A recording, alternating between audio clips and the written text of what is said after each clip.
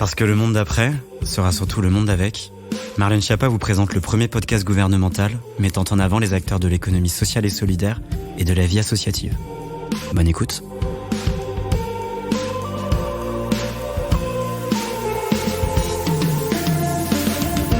Le monde d'après sera surtout le monde d'avec, un monde où la coopération prime sur la compétition.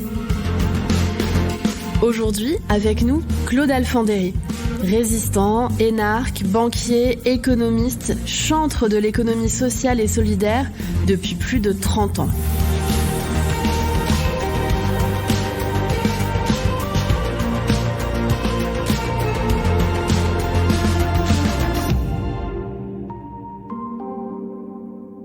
Alors Claude Alfandéry, vous venez de célébrer votre 100e anniversaire. Encore joyeux anniversaire. On a célébré autour de vous ces 100 ans d'engagement. Vous êtes un témoin de l'histoire de France contemporaine. Comment faites-vous quand on vous pose une question difficile et qu'on vous demande « Qui êtes-vous, Claude Alfandéry ?» Écoutez, c'est toujours difficile de parler de soi-même. Enfin, c'est à la fois facile et difficile. Enfin, il faut faire attention de ne pas exagérer son rôle. Mais disons que j'ai eu beaucoup de vie.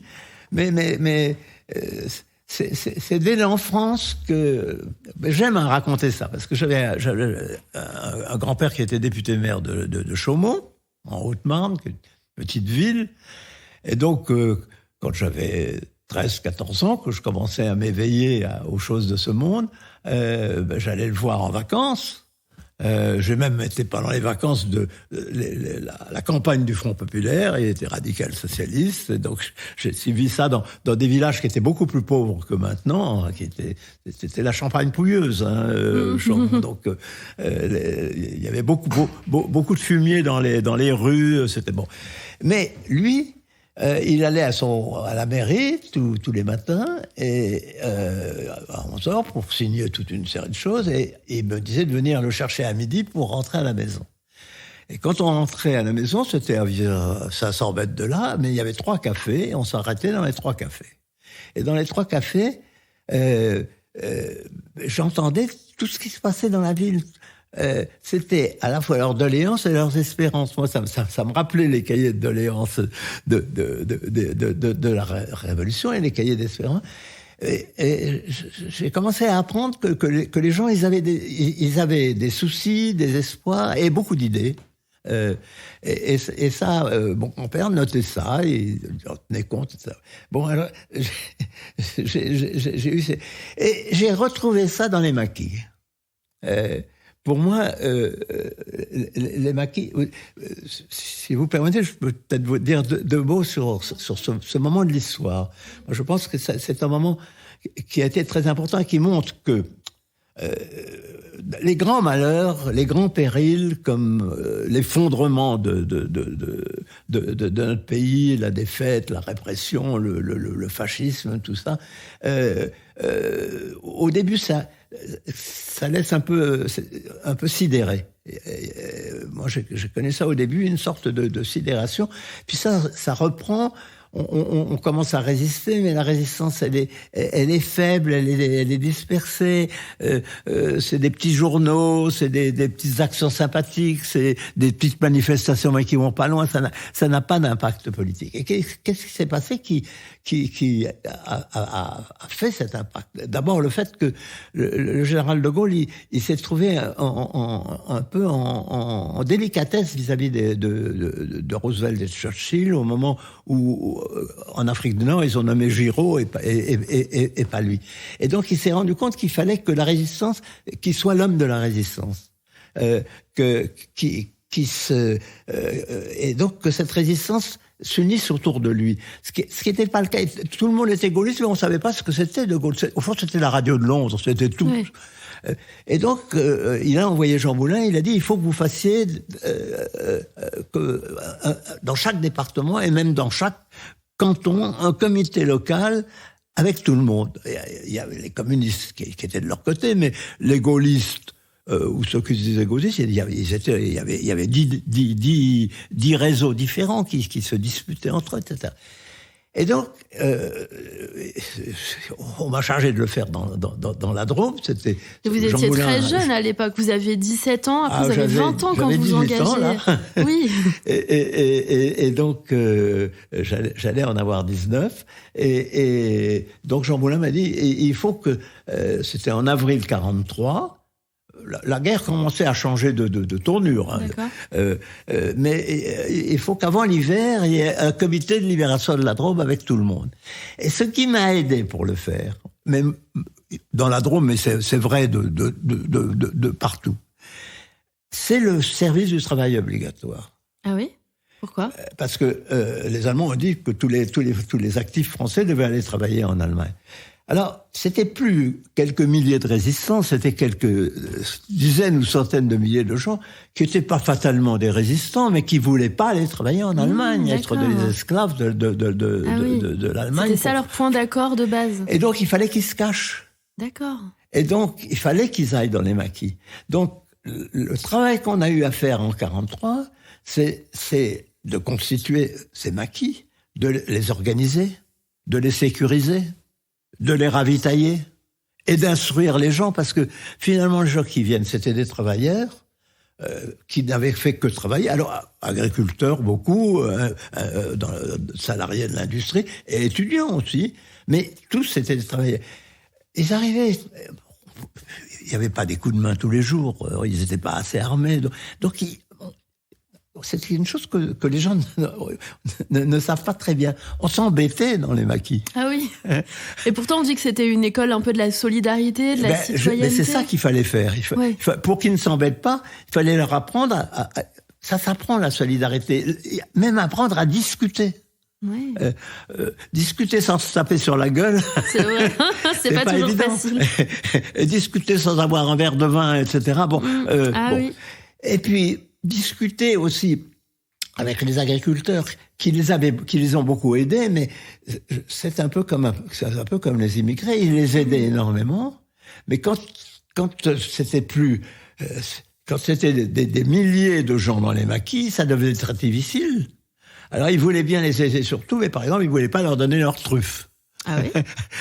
Alors, bon, la discussion autour des truffes... C'est vrai. On parle des truffes dans les maquis. C'est une discussion qui apprend à savoir quels sont les intérêts des autres. Et comment les intérêts des autres, il faut en tenir compte aussi. D'accord. Et donc, moi, je suis sûr que ces discussions qu'on a eues a été un apprentissage de la démocratie sociale. Ça ne s'invente pas complètement, la démocratie sociale, il faut l'apprendre. Et moi, je trouve que... parmi les choses qu'il faudrait faire à l'école, c'est savoir discuter, apprendre à discuter. C'est pas évident. Non, c'est pas évident. Voilà, c'est pour vous dire. Alors, c'est un peu une longue réponse à qu'est-ce que je suis. J'ai été formé comme ça. Je le dis souvent, je crois utile de le dire. Après la libération, j'ai été un an attaché à l'ambassade de France en Russie, et je suis devenu communiste là-bas. Comment on devient communiste ? J'ai été communiste pendant 10 ans.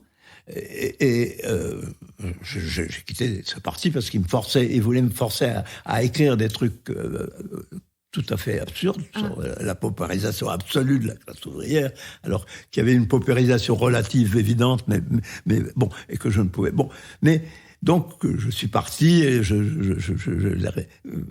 mais en même temps, je garde un souvenir formidable de la distribution tous les dimanches de l'Humanité Dimanche. Ah oui. Parce que je voyais des gens. Et au bout d'un certain temps, je les connaissais. Et ce que j'apprenais à la Chaumont de mon grand-père radical, je l'apprenais des gens qui venaient acheter l'Humanité. Leurs problèmes, leurs difficultés, leurs espoirs, leurs succès. Voilà. Et je crois que ça, c'est la base de l'économie sociale et solidaire.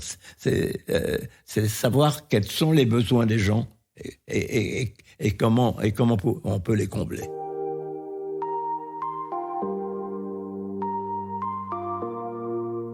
Vous êtes arrivé à cette conclusion qu'il était préférable de voir les choses au-delà du profit. C'est ça qui vous a conduit à cette réflexion ? Il faut bien sûr qu'il faut qu'une entreprise elle a des salaires à distribuer, elle a des choses à acheter. Il faut donc qu'elle gagne des sous. Il faut que il y a une gestion. Mais vous êtes un réaliste, vous êtes un pragmatique. Il faut pas que ce soit que ça. Et donc il y ait des objectifs, une finalité sociale. C'est ça que j'ai compris. Et je l'ai compris d'abord dans les années 80 parce que c'était avec l'arrivée de Reagan et de Margaret Thatcher, il y a eu une sorte de retournement par rapport aux 30 Glorieuses, aux avancées sociales. C'était plutôt l'avancée des grandes entreprises, des grands profits, etc. Et donc, le chômage structurel, ça a été ma première entrée dans l'économie solidaire. Ce qu'il fallait, c'était des entreprises qui prenaient des gens que les entreprises ne prenaient pas, parce qu'ils n'étaient pas assez qualifiés, etc. Et donc, l'insertion par l'activité économique, c'est là-dessus que s'est bâtie l'économie sociale et solidaire. J'ai eu une chance, je vous raconte des tas de choses un peu personnelles. J'étais très, très lié avec à Michel Rocard à ce moment-là. Et il se trouve qu'il venait d'être Premier ministre et il venait de faire le RMI. Et le I de l'insertion, il se rendait bien compte qu'il y avait un problème, et que le I de l'insertion n'était pas évident. Et donc, il se trouve qu'à Pâques, je sais plus si c'est en 89, je sais que c'est en 89, on va au ski ensemble, et j'ai la chance d'être dans un remont de pente au-dessus du sol, avec lui et son Premier ministre qui était le maire d'Auxerre, j'ai plus son nom.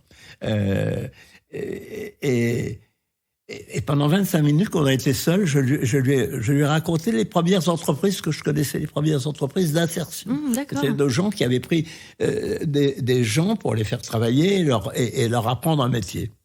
Et c'est là-dessus qu'il a dit, mais on va faire une loi, et qui a eu les premières lois.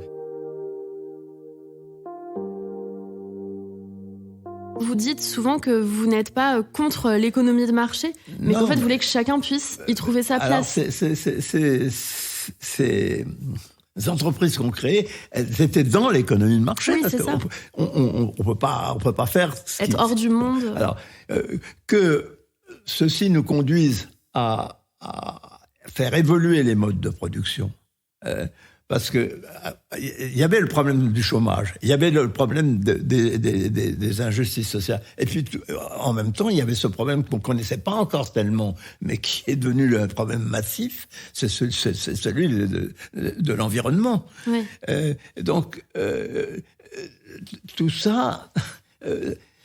Fatalement, ça n'intéresse pas. C'est pas ça qui fait des profits, et c'est pas ça qui intéresse les grands capitalistes. Ça veut pas dire que certains ne sont pas touchés, sensibles, et qui peuvent faire éventuellement à côté une fondation. Mais les grands capitalistes, ils sont capables de créer des musées, des fondations, des galeries, mais les tableaux, c'est pas eux qui les font. C'est vrai. Donc, il faut les gens qui font les entreprises. Et à ce moment-là, vous étiez dans la banque déjà, quand vous étiez proche de Michel Rocard? Alors, à ce moment-là, il se trouve que j'ai eu la chance, en même temps que j'avais le contact avec Michel Rocard et ses ministres, il se trouve que moi j'avais été banquier, et donc je connaissais beaucoup de banquiers, et il se trouve que l'organisation France Active avait été venait d'être créé par de grandes organisations caritatives du type Secours catholique, parce qu'on peut etc. peut-être dire, pour les gens qui nous écoutent, que vous êtes fondateur de France Active. Les gens qui ne le sauraient pas, voilà, en 1988, me semble-t-il, vous décidez de créer France Active. Et vous êtes aujourd'hui encore son président d'honneur. J'en suis président d'honneur, je l'ai présidé jusqu'en 2002. Je l'ai présidé pendant 12 ans, et puis ça a été Christian Sauter qui m'a succédé, et à Christian Sauter, c'est Pierre-René Lemame. Donc, qu'on salue aussi. Il n'y a eu que, sur ces 32 ans, que 3 présidents de France Active. Mais, c'était un levier pour vous l'idée que j'ai eue, pas tout à fait dès le départ, parce que il a fallu 1 an pour chercher un peu ce qu'on allait faire. Mais j'ai dit, ça ne sert à rien on ira à 20 millions, 30 millions, 40, c'était des francs à ce moment-là, c'était pas des euros. Mais ça peut pas suffire. On ne fera pas les choses sans les vrais banquiers. Donc, l'idée que j'ai eue, c'est que nous pouvions, nous, apporter notre garantie aux banquiers. Un banquier qui est garanti, j'avais dit 62 tiers, jusqu'à 3/4, mais pas plus. Non seulement il y a la garantie qu'on leur donne, mais le fait de prendre les 25%, nous qui ne sommes pas aussi riches que les banquiers, ça nous oblige à énormément d'accompagnement. Ah oui. C'est-à-dire que il fallait savoir regarder des entreprises qui n'étaient pas uniques comme les autres. Et donc, l'idée était donc que l'accompagnement des banquiers, pour ne pas faire ça seul, et cet accompagnement, on ne peut pas le faire à Paris. Il faut le faire par des associations qui comprennent beaucoup de bénévoles, c'est-à-dire des gens du coin qui disent quels sont les besoins du coin, quelle sorte d'entreprise on peut créer. Et c'est un peu sur ce thème-là que Zéro Chômeur se fait, que l'association... Oui, voilà. Territoire Zéro Chômeur, oui, absolument. Et d'ailleurs, vous êtes aussi président d'honneur du labo de l'ESS. Voilà, beaucoup disent que vous êtes... Après ça, quand il commençait à y avoir pas mal d'entreprises, mais alors en 2010, alors il y a eu plusieurs choses. D'abord, outre le problème de la garantie, on a compris qu'il fallait aussi des fonds propres. Et pour ça, j'ai créé avec l'aide d'Edmond Maire, qui était secrétaire, qui n'était plus secrétaire général de la CFDT, mais qui était à la retraite, France Active Investissement, qui elle apporte des fonds propres, et qui a tout de même capital de 300 millions. C'est pas la BNP, mais c'est tout de même assez considérable. Donc on a des moyens d'action qui sont tout de même très très bien sûr, très très importants.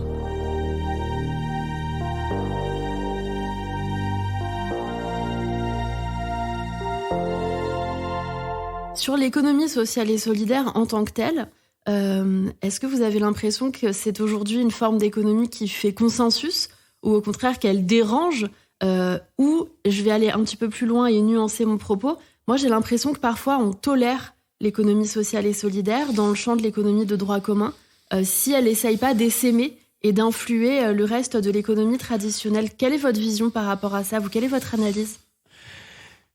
Je pense qu'elle fait consensus pour les succès particuliers qu'elle peut avoir sur l'économie d'énergie ou sur le bio, quand on crée des AMAP. Personne ne peut être contre, on trouve que c'est très bien.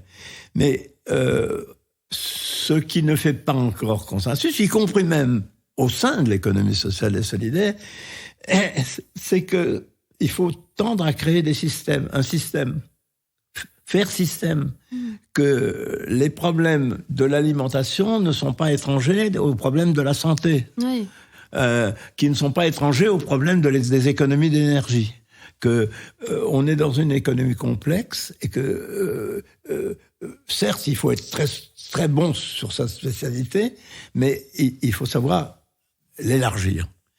Et donc, ce qui n'est pas encore acquis, et sur lequel vous aurez sûrement, à mon avis, beaucoup à faire, c'est d'aider les gens à faire système. Oui. Et ça, on peut le faire très bien sur le territoire, parce que il y a beaucoup de collectivités qui comprennent ça. Oui. C'est que c'est pas simplement c'est nécessaire de faire des économies d'énergie et l'économie solidaire, elle est bien placée pour le faire. Mais ça ne suffit pas à changer la vie. Il y a le problème des voitures. Qu'est-ce que c'est ? Comment est-ce qu'on circule ? Le problème de la mobilité. Oui. Il y a le problème de la santé. Est-ce que tout doit se faire au niveau des urgences des hôpitaux, etc. Alors, ce qui fait que on voit rapidement que l'économie sociale et solidaire, c'est pas pour dire qu'il faut qu'elle remplace le capitalisme, mais qu'elle ait quelque chose de très très large, et que, à mon avis, les grandes sociétés, elles seront à leur tour obligées de regarder ces problèmes de cette façon. Oui, d'ailleurs, vous avez raison, les grandes sociétés, elles s'engagent de plus en plus dans des démarches de RSE pour devenir des sociétés à mission. Quel regard vous portez sur ces engagements-là ? Vous trouvez que ça va dans le bon sens ? Il faut les encourager, ça va dans le bon sens, mais on peut pas oublier qu'ils font ça, mais ils continuent à faire des bêtises. Ouais. Je pense à Total, mais je pense à Vivendi, je pense à des tas de gens qui ont très bien compris qu'ils doivent mettre leurs mains dans l'économie solidaire, mais qui continuent à développer certains défauts. Bon. Mais ça, c'est autre chose. Moi, je suis pas là pour réformer les grands groupes, etc. Je trouve il faut accueillir tout ce qu'ils font. Oui. Et je crois consolider. Je pense que c'est en consolidant ce qui existe et pour prendre les termes du rugby, en transformant les essais. Oui. Là où on a déjà commencé à aller plus loin, il y a des territoires où il y a des ébauches. À la Réunion l'autre jour, il y avait des gens du Val-de-Loire et des gens de Bourgogne, mais il y en a partout comme ça, qui ont créé ce qu'ils appellent des générateurs ou des accélérateurs. C'est-à-dire, déjà, avant que je ne lance cette idée de club, oui. Ils ont compris qu'il fallait qu'ils réunissent des gens.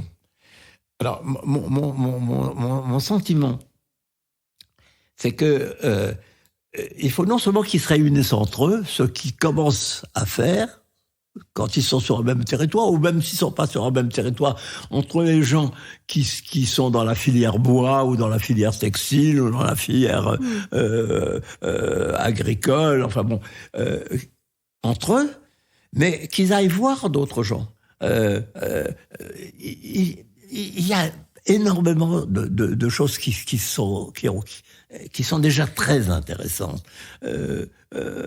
Des fabriques d'initiatives qui regroupent déjà beaucoup de gens. Les PTCE, certains PTCE regroupent déjà beaucoup de gens. Pour aller de l'avant, d'abord, c'est pas facile, la coopération. Ça s'apprend. Oui. Parce que il y a souvent des déceptions, il y a des intérêts, il y a des histoires différentes, des intérêts différents, des désaccords. L'être humain est ainsi fait. Nous sommes des animaux sociaux, mais la rencontre à l'autre, à l'altérité, n'est pas si facile.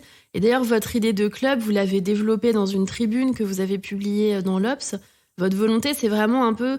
Vous aviez écrit, j'y étais très sensible, j'aimais la formule, qu'aujourd'hui, le champ de la résistance s'est déplacé dans le secteur de l'économie. Ah ouais. Et c'est pour ça que vous appelez à cette mise en réseau, finalement, de tous ceux qui font un peu différemment. Moi, je pense que vous avez vraiment beaucoup... vous pouvez beaucoup là-dessus, parce que tout ne vient pas du gouvernement, des gouvernements. Oui. Encore, je sais que vous allez à l'ONU et c'est très important parce que il se passe des tas de choses en France, mais il se passe des tas de choses dans d'autres pays qui ne sont pas tout à fait les mêmes. Qu'il puisse y avoir un cadre juridique commun me paraît intéressant. Et je dis ça, je crois que c'est vrai pour ce que vous direz à l'ONU, mais c'est vrai pour votre action. C'est tout de même très important de bien faire comprendre à tout le monde que les problèmes de l'écologie et les problèmes sociaux sont formidablement liés.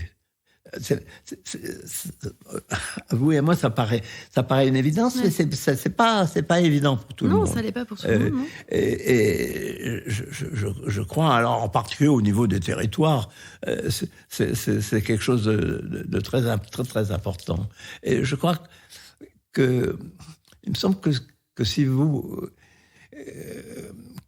que vous pourriez être l'initiatrice d'une loi. À mon avis, c'est pas la peine de refaire la loi Hamon, qui est une bonne loi. Enfin, et puis c'est toujours très difficile de travailler sur les lois organiques. Mais vous feriez quelque chose où vous diriez, c'est une loi de programmation des investissements.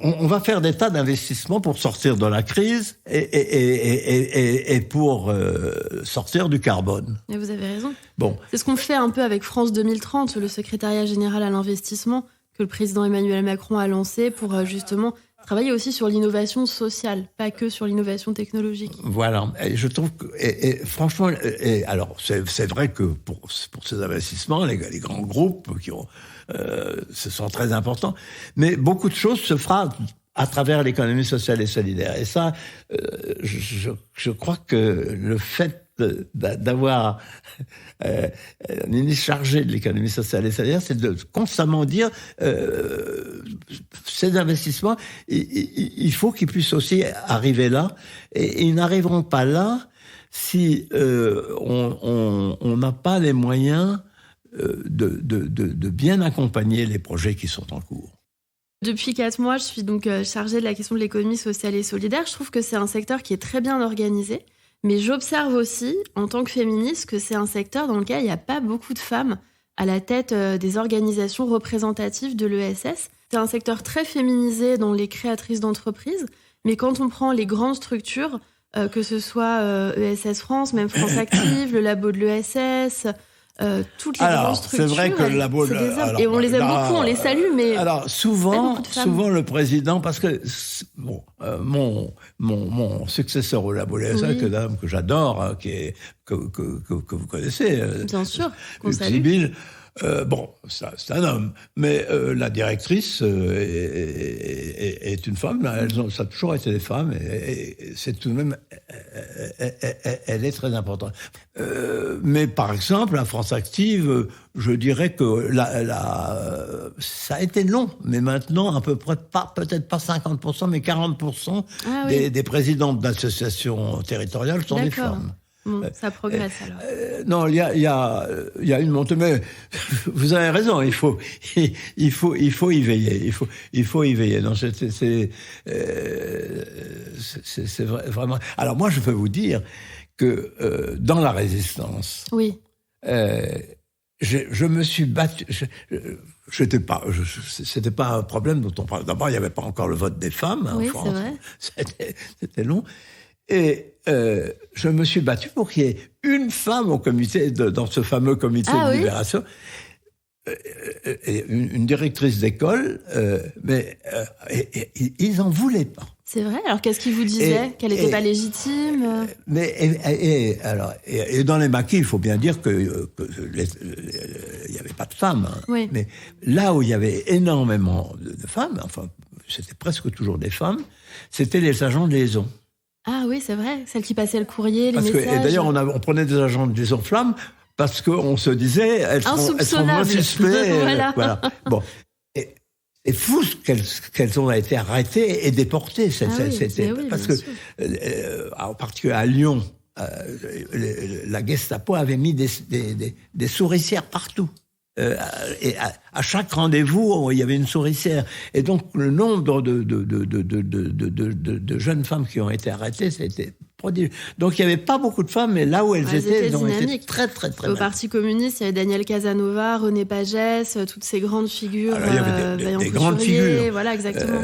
Mais la plupart des présidents, des animateurs de grands réseaux, c'était des hommes, oui. Bon, mais je trouve que ça évolue bien dans ce milieu de l'économie sociale et solidaire. Il y a vraiment beaucoup maintenant, beaucoup de femmes.